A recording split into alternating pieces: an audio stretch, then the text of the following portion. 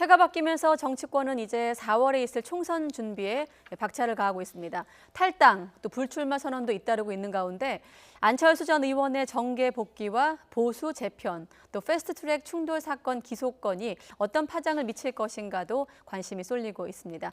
최창렬 용인대 교수, 또 박명호 동국대 교수 두 분과 함께 짚어보도록 하겠습니다. 네, 안녕하십니까? 안녕하세요. 네. 안녕하세요. 네, 일단 새해 들어 처음 뵙으니까 그렇습니다. 뵈었으니까 네. 새해 복 많이 받으시길 많이 바라겠습니다. 네. 자, 4월 총선 그야말로 사활이 걸린 불꽃 튀는 승부가 예상되고 있습니다. 일단은 정부 심판론이냐 아니면 또 야당 심판론이냐 여러 가지를 좀 확인할 수 있을 것 같은데 어떻게 보시는지 한번 전망 먼저 듣도록 하겠습니다. 예, 이번 선거는 다른 어떤 때보다도 이제 3연승을 한 세력과 3연패를 한 세력이 10년 전과 이제 반대되는 상황에서 네 번째 대결을 하는 선거라고 할 수 있거든요. 예. 만약에 4연승을 하는 팀이 생긴다면 5연승 그러니까 대선까지 또 그 해에 같이 실시되는 지방선거까지 6연승으로 이제 이어질 가능성이 높고요. 여당 입장에서는 그렇습니다. 그렇죠? 반대가 되면 보수 입장에서는 반전의 계기를 이제 마련할 수 있다라는 거고 말씀하신 것처럼 최근 조사된 자료들을 보면 야당 심판론이 정권 심판론보다는 대체로 앞서는 경향이 나오고 있거든요. 구조적으로는 정권 심판론이 우세의 한 상황이어야 되는 게 일반적이긴 했는데 네.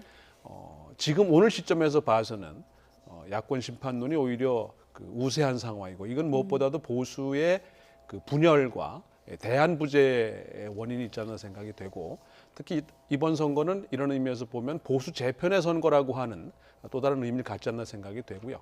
다만 여기서 전제해야 될 거는 아직 총선까지 100여일 이상 남아있기 때문에 과연 이런 상황이 계속될 수 있는 것이냐에 대해서는 우리 정치의 어떤 역동성을 고려한다면 좀 더 지켜봐야 되지 않나 생각합니다. 네. 보통 이제 총선과 대통령 선거를 나누면 선거를 예. 대통령 선거는 우리가 흔히 전망적 투표다라는 얘기를 많이 해요. 미래에 어떤 사람을 뽑을 것인가 이런 쪽으로 많이 치우치는 경향이 있고 총선거는 이제 회고적 투표라고 해서 지난 정권이 어떤 일을 했는가 그리고 지난 여당이건 야당이건 평가나 이제 이쪽에 많이 무게중심이 두어지거든요. 그렇게 된다면 자연스럽게 야당 심판론보다는 정권 심판론이 우세할 수밖에 없죠. 대체로 선거가 그랬습니다. 총선거가. 네. 이번에도 이제 집권 3년 차기 때문에 당연히 정권 심판론으로 기우는 게 어떻게 보면 정치 일반론으로 볼 때 그게 맞는데 지금 말씀하신 것처럼 야당 심판론이 좀 우세하게 나오는 것 같아요. 지금 현 단계에서는. 그런 부분도 이제 자유한국당의 어떤 정치적 행태가 영향을 주는 것 같습니다. 네. 물론 이제 선거라는 게 인물도 중요하고 정책 또는 이슈 그리고 구도 이런 게 중요하지 않습니까? 예. 그러니까 지금 야당 심판론이냐 정권 또는 정부 심판론이냐의 문제는 구도의 문제인 거거든요. 근데 이 구도가 지금 아직까지는 정권보다는 제1야당 쪽이 좀 불리하게 작용하는 것 같아요. 여론조사에서 나오는 것처럼 그게 네. 이제 지나치 강경투쟁으로 일관하고 뭐 이런 것들이 영향을 주는 것이 아닌가 이렇게 생각이 됩니다. 예. 일단. 자, 그래서일까요? 한국당 지금 광화문에서 지지층 결집에 주력하면서 장애 집회를 열고 있는데요. 지금 어떤 순서가 진행 중인지 한번 현장을 한번 갔다가 다시 두 분과 함께 이어가도록 하겠습니다. 황교안 대표의 모습이 보이고 있는데 잠시 발언 들어보도록 하겠습니다. 힘들었지만 이제 새해는 밝고 새 희망이 솟아날 수 있도록 우리가 한번 만들어 봅시다, 여러분. 오늘 이 앞에 있는 뭐라 그래 이거를? 예, 이 판에 보면 국민과 함께 뭘 만들겠습니까? 새 희망을 만들겠습니다. 문재인 정권은 우리에게 좌절과 낭망만 만들어왔지만 우리는 그럼에도 불구하고 새 희망을 만들어 갑시다, 여러분. 우리나라는 정말 꿈을 가지고 살던 나라입니다. 세계에서 가장 가난했던 나라로부터 세계가 다 부러워하는 그런 기적의 나라를 만들지 않았습니까, 여러분? 그런데 이 정부 들어와서 불과 3년도 채 안 돼서 나라를 완전히 망쳐먹었죠. 경제도 다 무너졌죠. 우리 경제 얼마나 탄탄한 경제입니까? 아직도 든든합니다. 아직도 탄탄합니다. 그러나 앞으로 1년, 2년 계속 이렇게 하면 우리 경제도 견디기가 힘들어집니다. 여러분 이거 막아야죠. 완전히 무너진다면 다시 세울 수가 없으니 우리가 정말 죽기를 각오하고 막아내야 되지 않겠습니까, 여러분? 우리 경제 망가진 내용에 대해서는 여러분이 너무나 잘 아실 것이기 때문에 제가 따로 말씀드리지 않아도 되겠죠. 그런데 바로 엊그젠가요 OECD에서 발표한 게 있습니다. OECD 36개국 중에 우리나라가 명목 성장률, 경제 성장률이 36개 나라 중에 몇 개라고요? 몇 위라고요? 36개 나라 중에 34번째랍니다. 이게 뭐예요? 꼴찌라는 소리죠? OECD 중에 우리나라가 꼴찌라는 겁니다, 여러분. 이 정부 들어설 때 우리가 16위였던 걸로 제가 기억합니다. 지금 몇 위라고요? 34위. OECD 중에 꼴찌 나라가 되었습니다. 여러분 이거 그냥 놔둬도 되겠습니까? 이 정권 이제 다 마치면 나라 완전히 말아먹게 생겼어요. 우리가 그동안 가진 게 있습니까? 뭐 자원이 있습니까? 우리나라 뭐 석유 납니까? 우리나라에 가스 납니까? 안 나죠? 나는 거 없는데도 이만큼 살게 된 거는 수출 덕입니다. 수출. 여러분 그렇죠? 그런데 지금 우리 수출이 작년에 마이너스 10.4%, 플러스 10.4%도 참 마땅치 않은데 마이너스 10.4% 완전히 우리 경제가 거꾸로 가고 있습니다. 여러분 이거 그냥 방치해서 되겠습니까?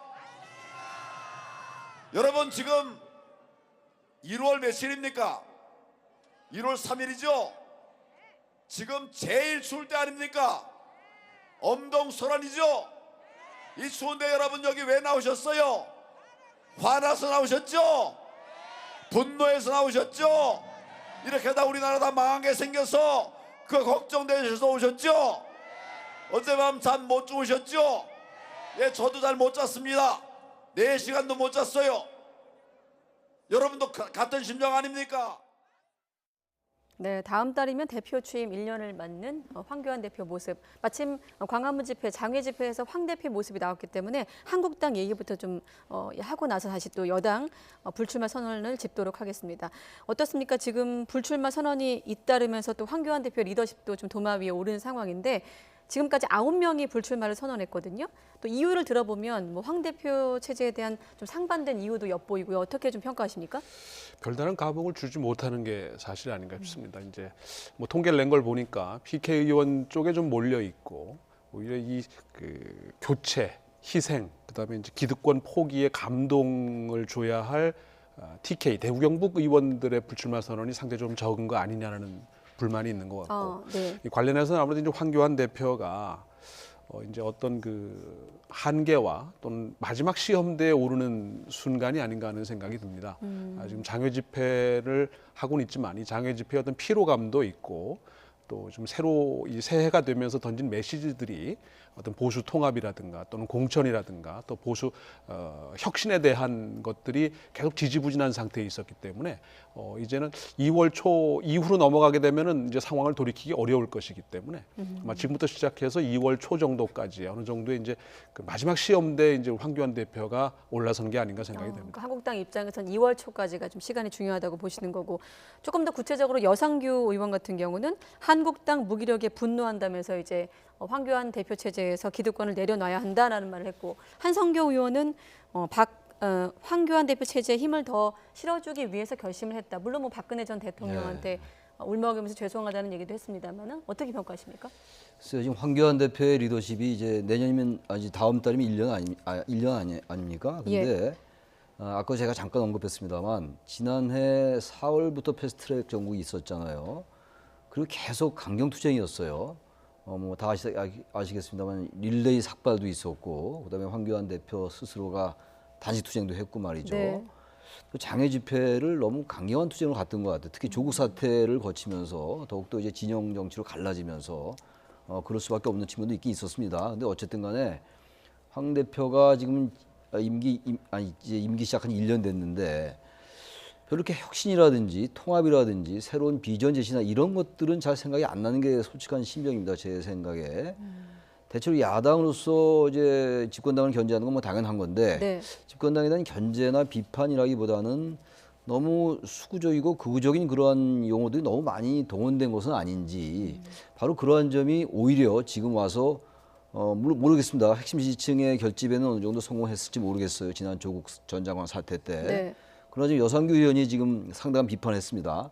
한성교 의원도 사실 친황인데 비판을 남기면서 뭐 그러나 뭐 다른 얘기 좀 했습니다만 네. 좀 그래서 이 부분이 황 대표가 뭔가 자신이 왜 이렇게 지지를 받지 못하는지 당내에서도 리더십이 왜 이렇게 시험대에 오르는지 이런 부분들을 좀 성찰할 필요가 있을 것 같아요. 너무 핵심 지지층 이른바 태극기 세력으로 불리는 분들의 어떤 지지 여기에만 너무 도취되어 있는 것은 아닌지 그리고 지나치게 기독교 인사 제가 누구라고 말씀을 안 드리겠습니다만 그런 세력들과 결합하는 모습이 과연 중도 유권자들이 볼 때 어떻게 볼까를 생각해 볼 필요가 있지 않느냐. 네. 그래야지 지금 이 부정적 평가가 뭔지를 스스로 봐야죠. 당내에서조차 그런 얘기가 나오기 때문에 황 네. 대표가 좀 지금이라도 그런 생각을 좀 해야 뭔가 전략도 바꾸고 혁신의 아이콘으로 갈 수 있지 않을까라는 생각이 드는데 그동안의 정치 행태로 밀어볼 때 쉽지 않아 보이기도 합니다. 네. 뭐 한국당 관련해서 한 가지만 더 짧게 질문드리면 조금 더 단도직입적으로 지금 체제로 유지하는 것인가 말 것인가에 대해 아마 고민도 당 내부에서 있을 것 같은데 왜 이 질문을 드리냐면 홍준표 전 대표가 이런 표현을 썼습니다. SNS에다가 당이 안락사 당할 것 같다 이러는 좀 거친 표현까지 썼거든요. 좀 그렇게 질문드리면 어떻게 좀 답을 드릴 수 있을까요? 아마 홍 전 대표 입장에서 보면 그렇게 설명할 수밖에 없지 않나 생각이 네. 되는데요.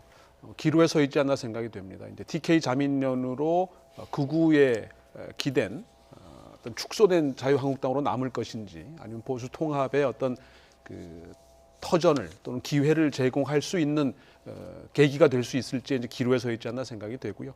개인적으로 보면은 황교안 대표가 짧은 승부에서는 뭐 이 단식이라든가 또는 뭐 삭발이라든가 장외투쟁을 통해서 이제 모면을 해왔는데 네. 긴 호흡의 승부에서는 지금 좀 지쳐가고 있는 것이 아닌가 생각이 되고 또 황교안 대표에게 부여된 역할 중에 가장 중요한 것 중에 하나는 보수 통합과 재편이거든요. 그 과정에서 계속 실기하고 있는 것이 아닌가. 그런 면에서 자꾸 밀려가고 있는 겁니다, 지금. 어느 출마도 그렇고 불출마 여부도 그렇고 본인이 선제적으로 주도적으로 제시했어야 되는 사안들에 대해서 자꾸 밀려가서 선택의 여지가 별로 없는 상황에서 마지못해 선택하게 되는 그러니까 명분도 잃고 결국 실리도 잃는 상황이 반복되는 것이 아닌가 생각이 들어요. 따라서 리더십 위기를 자꾸 불러오는 것이 아닌가 생각이 네. 듭니다. 박 교수님은 좀 밀려가고 있다라는 표현 쓰셨거든요.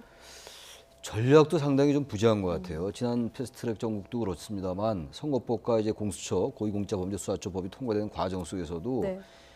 협상을 좀 하면서 뭔가 실리를 좀 얻어내는 쪽으로 가지를 않고 네. 오로지 사법이 불법이었다. 그리고 이 패스트트랙 절차 자체가 이거는 위헌적 요소가 있다. 이런 쪽으로 가고 있거든요. 근데 그러한 것들이 얼마나 설득력이 있게 들릴까를 생각해 볼 필요가 있어요. 그렇고 투쟁을 하는 한편으로 어떤 선거법에서 뭔가 자신들 한국당과 뭔가 이 정당의 이익에 배치된다면은 뭔가 그 협상을 통해서 뭔가 조금이라도 얻어낼 생각을 했어야죠. 그런 거 전혀 안 하고 오로지 장애투쟁이나 뭐 이런 쪽으로 가다 보니까 지금 우리 박 교수님 말씀처럼 실리도 잃고 명분도 잃는 이런 결과가 되고 말았다는 거예요. 그래서 잠시는 뭔가 지난해 조국 사태 때 반짝 핵심 지지층들을 결집한 효과가 있었다 하더라도 그 이후에는 그 계속 이 추동력을 발휘하기가 어려운 거죠. 좀 그래서 과도하게 강경투쟁 그리고 장외투쟁으로 간다 이런 거. 지금 같은 경우도 그래요. 지금 장외투쟁의 좀 명분이 뭔지 중도 유권자 특별히 어느 정파에 치우치지 않는 유권자들이 보기에는 고개를 갸우뚱할 수가 있는 거거든요. 전 그래서 피곤감도 피곤감입니다만 과연 제1야당으로서 대안을 무엇을 제시할 것인가에 대한 고민이 너무 없다. 우리가 흔히 대한정당, 수권정당 이런 표현을 많이 쓰지 않습니까? 네. 야당들에 대해서. 그런 대한정당 또는 수권정당으로서의 총선에 대비하는 모습이 너무 지금 아직 없는 거예요. 물론 100일이 남았으니까 인재 영입이라든지 여러 가지 변수는 있습니다만 적어도 지금 단계로 볼 때 한국당이 정말 환골탈태하지 않으면 선거가 대단히 어려울 수 있다는 생각도 들기도 합니다. 네, 알겠습니다. 지금 마침 장외 투쟁 중이기 때문에 한국당 상황 먼저 여쭤봤고, 자, 오늘 현직 장관 4명도 총선 불출마를 선언을 했습니다. 일단 문재인 정부, 현 정부의 성공을 위해서 헌신하겠다라는 것이 이제 공식 입장이지만 4명이 지금 불출마를 밝혔거든요. 좀 어떻습니까? 불출마의 좀 어떤 이유라고 해야 될까? 배경이 같을까요, 생각이? 개인적으로도 아마 상당히 아쉬웠을 겁니다.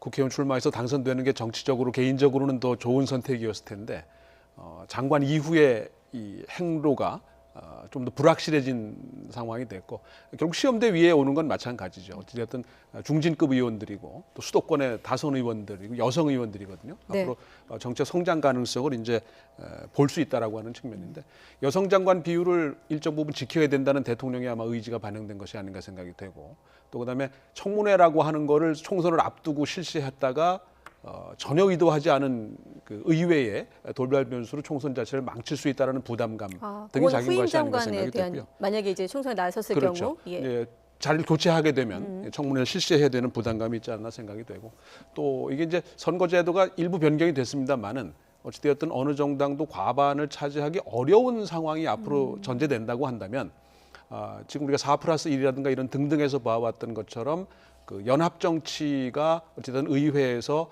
이 활성화될 가능성이 높고 이 과정에서 중요한 매개체 중에 출발점 중에 하나가 바로 이 그 장관 자리를 놓고 특히 이제 의원의 장관 겸직이라고 하는 부분 여기 이제 앞서 말씀드린 청문회 제도가 의도하지 않은 효과를 가져다 주긴 했지만 이러면서 보면 개인적으로는 이분들은 상당히 아쉽겠지만 정권의 입장에서 보면은 정권의 이분들의 표현대로 정권의 성공을 위해서는 불가피한 선택이 아니었나 생각이 듭니다. 그렇군요. 지금 뭐 자막에 나가지만 총선 앞두고 후임 장관 후보 청문회 등을 포함해서 청와대 입장에서는 조금 부담을 느꼈을 수도 있다. 예. 그런 입장이 반영될 수도 있었다. 이런 설명이신데 이런 질문은 어떻습니까?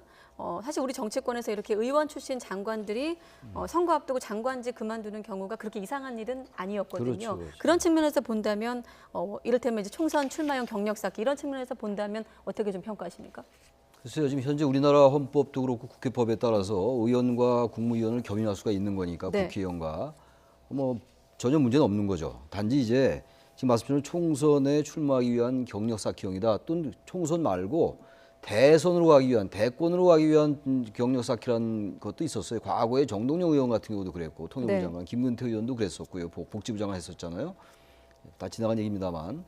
어제 이러한 부분들이 이 정치적으로 정치공학적으로 굉장히 여건이 많이 활용하는 것 같아요. 네. 그러니까 이분들은 지금 사실상 아까 보니까 화면 보니까 몇 분은 쫙 울먹이는 모습을 제가 봤는데 아까 화면에서 이제 네. 불출마 선언하면서 그만큼 애착이 가겠죠. 국회의원 정치인들이니까. 그러나 앞서 말씀하신 것처럼 청문회 부담도 있고 현재 선거 앞두고 인사에 대한 부담이 굉장히 큰 거거든요. 그래서 이분들 개인적으로는 아마 대단히 아쉬운 것 같은데 기본적으로 아무튼 이 의원과 국무위원과 국회의원의 겸임제도 이게 지금 내각제조 요소잖아요.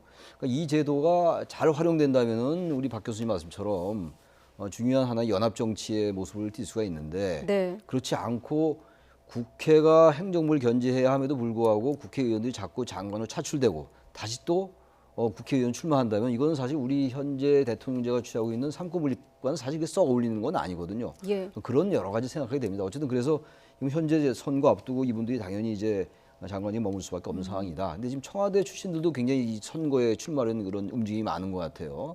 그래서 총선 앞두고 청와대건 국회건 장관이건 너무 선거에 몰입하는 그런 모습들은 썩 원론적으로 볼 때 꼭 바람직하지만은 않다라고 생각합니다. 네, 좀 더 듣고 싶은데 시간이 지금 또 거의 다 돼서 남은 얘기가 지금 바른미래당 의원들 새로운 보수로 거듭나겠다며 8명이 탈당을 했고 그다음에 이제 안철수 전 의원의 거취 대목 아니겠습니까? 합쳐서 좀 여쭤볼게요.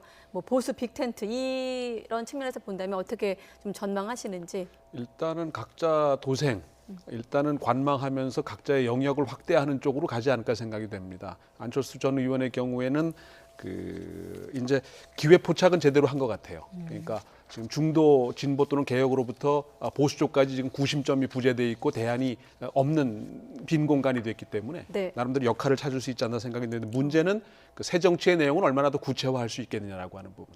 2016년 총선처럼 호남과 같은 강력한 지지 기반을 가질 수 있겠느냐라고 하는 부분. 호남이 그렇게 이번엔 쉽지 않을 거라고 하는 부분에서 보면 비민주당, 비자유한국당 이 세력들을 어떻게 흡입해낼 수 있게끔 그 구체적인 대안을 제시할 수 있겠느냐라고 하는 것이 관건 아닌가 생각이 됩니다. 타이밍은 잘 잡았다고. 그건 뭐 보시는 제가 거죠? 한 말도 아니고 이미 네. 박지원 의원이 지어적한 사항이기 때문에. 네, 알겠습니다. 근데 조금 더 구체적으로 정치를 어떻게 바꿀지 상의하겠다는 입장만 내놓고 누구랑 어디서 무엇을 바꾸겠다는 얘기는 안 했거든요. 어떻게 좀 예상하십니까? 시간이 너무 지금 없는 것 같아요. 네. 지난 2016년도에는 2월 달에 창당했거든요. 국민의당이. 지금 1월 초 아닙니까? 1월 3일인데 네, 당장 이제 중도 세력을 이제 규합을 해야 될 텐데 제3지대를. 왜냐하면 지금 안철수 전 대표가 뭐라고 얘기를 했냐면요. 기득권 청산해야 된다 이렇게 얘기했거든요. 낡은 정치다 이렇게 얘기했다면은 적어도 현재 정당 구도를 비판하고 나오는 거란 말이죠. 네. 물론 기본적으로 거대 양당을 비판하는 거겠습니다만 기존의 다른 야당들도 같이 여기 비판에 포함될 수 있기 때문에 뭔가 중도 개혁 세력을 규합을 하되 어떤 세력을 어떻게 할 것인가는 지금 아직 대안이 나와 있지 않을 거예요. 지금 만만하지 않습니다. 그래서 대개 언론의 분석에 의하면 뭐 바른미래당의 같이 이렇게 결합할 가능성이 많다고 하는데 그분은 또 녹록치가 않아요. 바른미래당이 지금 당권파가 또 호남 출신 의원들이거든요. 근데 만약에 중도를 내세우면 호남에서 과연 어떨까라는 생각을 그 의원들이 할 거란 말이죠. 이런 네. 부분들도 있고 또 보수 통합을 하자니 지금 뭐 현재 안철수 전 대표가 한국당이나 새로운 보수당 가지고 합칠 가능성은 그리 많지 않다고 보거든요. 이미 새로운 보수라고 이제 규정을 해버렸기 때문에 그 당명 자체가 유승민 의원이 그래서 시간도 짧고 그런데 아무튼간에 지금 특별한 대안이나 이런 그 방략이랄까 그런 것들은 아직은 잘 설정이 안 되는 것 같기도 합니다. 네, 알겠습니다. 뭐 총선 앞두고 다양한 변수가 등장을 했습니다. 복잡 다단한 전국 두 분과 함께 짚어봤습니다. 오늘 고맙습니다. 네, 고맙습니다.